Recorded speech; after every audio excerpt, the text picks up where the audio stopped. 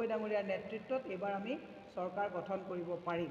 গতিকে exit pole যিটো আপোনালোকে ভালকৈ জানে, কেইজনমান সাংবাদিক আছে যিসকলে এতিয়া সাংবাদিকতা বাদ দি বিজেপিক মানে ৰক্ষণাবেক্ষণত লাগি গৈছে। এইবোৰ এক্সিট পোলত হতাশ হ'ব নালাগে, এইবিলাক এক্সিট পোলত আপোনালোকে মনোনিৱেশ কৰিব নালাগে। ইতিমধ্যে আপোনালোকে দেখিছে যে হিমন্ত বিশ্ব শৰ্মা ডাঙৰীয়াই উমান পাইছে, থৰকা চুটি হেৰুৱাইছে যে এইবাৰ তেওঁ গাদীচ্যুত হ'ব।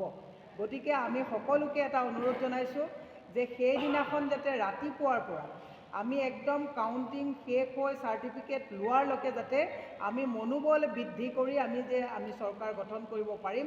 সকলোৱে যাতে ঐক্যবদ্ধভাৱে আমি যাতে সেইদিনাখন সষ্টম হৈ থাকি তেওঁলোকে যেনেকুৱাই যাতে যোৱাবাৰ মই নিজে স্বচক্ষে তানজিল হুছেইন ডাঙৰীয়াৰ যেতিয়া কাউণ্টিং হৈ আছিলে 12টা বজাতে বাহিৰত ফটকা ফুটাই আমাৰ কাউণ্টিং এজেণ্টসকলক ডিমটিভেট কৰি দিলে। 12:30মান বজাত কেইবাজনেও ক'লে আমি হাৰিমেই নেকি, যাওঁগৈ নেকি, এনেকুৱা এটা পৰিৱেশ তেওঁলোকে সৃষ্টি কৰি দিয়ে।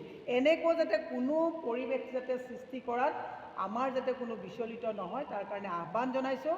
আৰু সকলোকে সষ্টম হৈ থাকি গৌৰৱ গগৈ ডাঙৰীয়াৰ নেতৃত্বত এইবাৰ আমি যি চৰকাৰ বনাবলৈ গৈ আছোঁ তাত আপোনালোকক অহোপুৰুষাৰ্থ চেষ্টা কৰিবৰ কাৰণে আহ্বান জনাইছোঁ। আৰু বাকী কিবা যদি প্ৰশ্ন থাকে আমাৰ মাননীয় ৰকিবুল হুছেইন ডাঙৰীয়াই এই প্ৰশ্নৰ উত্তৰ